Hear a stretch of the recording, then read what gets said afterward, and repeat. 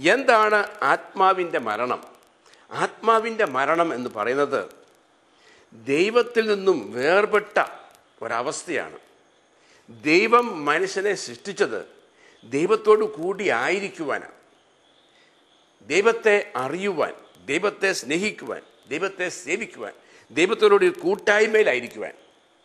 എന്നാൽ ദൈവത്തിൽ നിന്നും, ദൈവവചനത്തിൽ നിന്നും അവന് അകന്ന് പിശാചു പറഞ്ഞത് കേട്ട് ദൈവം ഭക്ഷിക്കരുത് എന്ന് പറഞ്ഞത് ഭക്ഷിച്ചപ്പോൾ ആത്മീയമായിട്ട് ദൈവത്തിൽ നിന്നും വേർപെട്ടു പോയി. അതുകൊണ്ടാണ് ഒരു ആത്മീയ മരണം അവന് സംഭവിച്ചത്. അങ്ങനെ ദൈവത്തിൽ നിന്നും വേർപെട്ട ഒരാത്മാവാണ് എല്ലാ മനുഷ്യരുടെയും ശരീരത്തിലുള്ളത്. ആ അവസ്ഥയിൽ ഒരുവനും ദൈവരാജ്യത്തിൽ പ്രവേശിക്കുകയില്ല എന്നാണ് യേശുക്രിസ്തു നിക്കോദേമൂസിനോട് വളരെ വ്യക്തമായിട്ട് പറഞ്ഞത്. നിക്കോദേമൂസ് എന്ന വ്യക്തിയെ നമ്മളൊന്ന് പഠിക്കാമെങ്കിൽ അവന് യാതൊരു കുറവുമില്ലാത്തവനാണ്. കാരണം ഈ സംസാരിച്ച ദൈവം തന്നെ നിക്കോദേമൂസിനും നമുക്കെല്ലാവർക്കും മോശയിലൂടെ നൽകപ്പെട്ടിട്ടുള്ള 10 പ്രമാണങ്ങൾ ഈ നിക്കോദേമൂസും അവനായിരിക്കുന്ന യഹൂദ മതത്തിലുള്ളവരും വളരെ സ്ട്രിക്റ്റായിട്ട് പാലിച്ചവരാണ്. നിയമത്തിന് മുമ്പിൽ അവർക്ക് യാതൊരു കുറ്റവുമില്ല. ഒരുപക്ഷെ നമ്മുടെയൊക്കെ കാഴ്ചപ്പാടിൽ അവർ നല്ല മനുഷ്യരാണ്, വിശുദ്ധരാണ്. അവർ സോഷ്യലായിട്ട് മറ്റുള്ള മനുഷ്യരെയൊക്കെ ഒരുപാട് സ്നേഹിക്കുകയും സഹായിക്കുകയും ദശാംശം കൊടുക്കുകയും ഉപവസിക്കുകയും പ്രാർത്ഥിക്കുകയും ഒക്കെ ചെയ്തവരാണ്. നല്ലൊരു മതത്തിലെ ഒരു അംഗമാണ്. എന്നാൽ ഇതൊക്കെ ഒരു മനുഷ്യന് ജഡത്തിൽ ജീവിക്കുമ്പോൾ സാധിക്കുന്നതാണ്.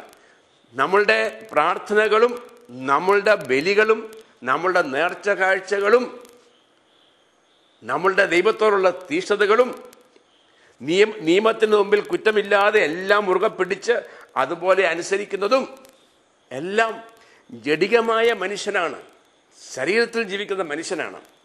ഇതിലൂടെ അവൻ്റെ ശരീരത്തിൻ്റെ ഉള്ളിൽ ജീവിക്കുന്ന മനുഷ്യന് ജീവൻ പ്രാപിക്കുന്നില്ല. കാരണം ആ മനുഷ്യൻ, ആ ആത്മീയ മനുഷ്യൻ ആദത്തിൻ്റെ പാപത്തിലൂടെ ദൈവത്തിൽ നിന്ന് വിച്ഛേദിക്കപ്പെട്ടിരിക്കുക. അപ്പോൾ ദൈവത്തിൽ നിന്ന് വിച്ഛേദിക്കപ്പെട്ട അവസ്ഥയിൽ തന്നെ ഒരു വ്യക്തിക്ക് നല്ലവനായിട്ട് ജീവിക്കാൻ സാധിക്കും, നല്ലൊരു മതഭക്തനായിട്ട് ജീവിക്കാൻ സാധിക്കും.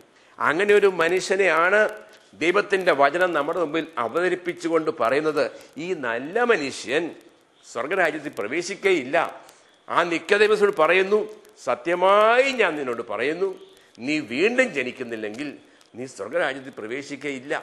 അപ്പോൾ ആ മനുഷ്യനുള്ള കുറവ് അവൻ നിയമം പാലിക്കാത്തതല്ല, ആചാരങ്ങളും അനുഷ്ഠാനങ്ങളും പാലിക്കാത്തതല്ല, ബലികൾ അർപ്പിക്കാത്തതല്ല, ദൈവം കൊടുത്ത മോശയിലൂടെ കൊടുത്ത 10 പ്രമാണങ്ങൾ പാലിക്കാത്തതല്ല.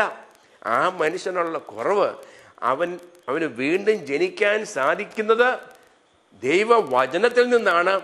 ആ ദൈവവചനം അവൻ്റെ ജീവിതത്തിൽ ഇല്ല.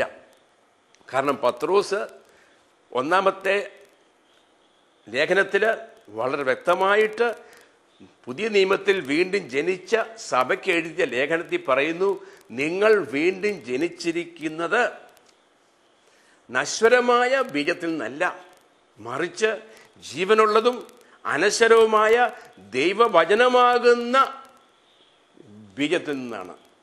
അപ്പോൾ ദൈവവചനത്തിൽ നിന്നും വേണ്ട ഒരു വ്യക്തി ജനിക്കുവാനായിട്ട്. ദൈവത്തിൻ്റെ വചനം ജീവനുള്ളതാണ്, അത് ദൈവം തന്നെയാണ്. യോഹന്നാൻ്റെ 1-ാം അധ്യായത്തിൽ 1 മുതൽ 3 വരെ വായിച്ചാൽ കാണാം, ആദിയിൽ വചനം ഉണ്ടായിരുന്നു, വചനം ദൈവത്തോട് കൂടിയാണ്, വചനം ദൈവമാണ്. ആ വചനം അനാദിയിലേ ഉണ്ടായിരുന്ന വചനം, ആ വചനമാണ് മാംസം ധരിച്ച് നമ്മുടെ ഇടയിൽ വസിച്ചത്. അവന് ദൈവം കൊടുത്ത നാമമാണ് യേശു. ആ യേശു ദൈവവചനമാണ്.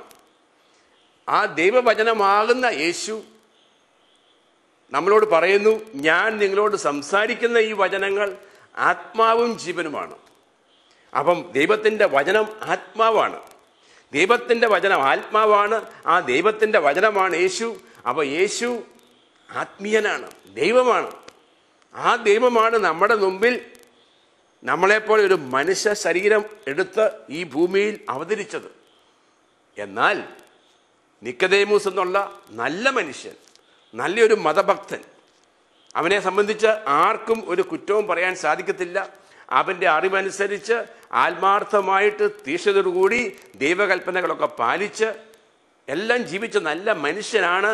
എന്നാൽ യേശുക്രിസ്തുവിനെ അവൻ സ്വീകരിച്ചിട്ടില്ല. യേശുക്രിസ്തുവാണ് ദൈവത്തിൻ്റെ വചനം, ജീവൻ നൽകുന്ന വചനം.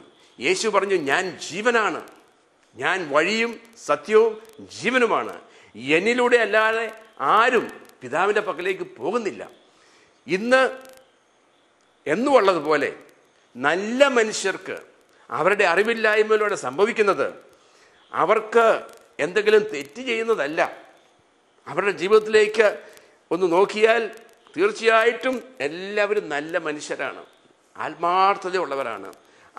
അവരായിരിക്കുന്ന സ്ഥലങ്ങളിൽ, അവർ പിറന്നു വീഴുന്ന സ്ഥലങ്ങളിൽ, അവരുടെ മതം പഠിപ്പിക്കുന്നതനുസരിച്ച് അവർ ആത്മാർത്ഥമായിട്ട് എല്ലാം അനുസരിച്ച് ജീവിക്കുന്നവരാണ്. പക്ഷേ അങ്ങനെയുള്ളവരെ നോക്കിയാണ് യേശു ഇവിടെ പറഞ്ഞത്, സത്യം സത്യമായി ഞാൻ നിന്നോട് പറയുന്നു, നീ വീണ്ടും ജനിക്കാതെ നീ സ്വർഗരാജ്യത്തിൽ പ്രവേശിക്കുകയില്ല.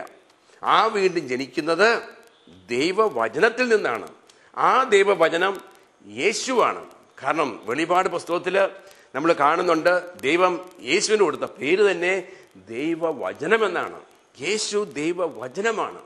ആ യേശുവിനെ നമ്മൾ സ്വീകരിക്കുന്നത് ദൈവവചനം വള്ളി പുള്ളി വ്യത്യാസമില്ലാതെ സ്വീകരിച്ച് ജീവിക്കുമ്പോഴാണ്.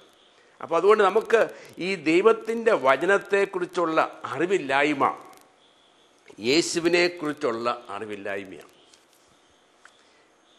ദൈവത്തിൻ്റെ വചനം യോഹന്നാൻ 17:3 പറയുന്നു, എന്താണ് നിത്യജീവൻ, അല്ലെങ്കിൽ എന്താണ് രക്ഷ, അല്ലെങ്കിൽ എന്താണ് സ്വർഗരാജ്യം. യോഹന്നാൻ 17:3 പറയുന്നു, ഇതാണ് നിത്യജീവൻ. ഏത്? സത്യദൈവമായ അവിടുത്തെയും അവിടുന്ന് അയച്ച യേശുക്രിസ്തുവിനെയും അറിയുക. അവനെ പറ്റി അറിയുന്നതല്ല, അവനെക്കുറിച്ച് പഠിക്കുന്നതല്ല. അത് ബുദ്ധിതലത്തിലുള്ള പഠനം. വീണ്ടും ബുദ്ധിതലത്തിലുള്ള പഠനം വരുമ്പോൾ ജഡികനായ മനുഷ്യനാണ് പഠിക്കുന്നത്, മണ്ണിൽ നിന്നും രൂപം കൊണ്ട മനുഷ്യനാണ് പഠിക്കുന്നത്. ഈ മണ്ണിൽ നിന്നും രൂപം കൊണ്ട മനുഷ്യന് ശരീരമുണ്ട്, മനസ്സുണ്ട്, ബുദ്ധിയുണ്ട്. ആ ബുദ്ധി കൊണ്ടുള്ള പഠനമല്ല നമുക്ക് യേശുവിനെ അറിയുവാൻ സാധിക്കുന്നത്. ബുദ്ധി കൊണ്ടുള്ള പഠനം നമുക്ക് യേശുവിനെ പറ്റി പഠിക്കാൻ സാധിക്കും.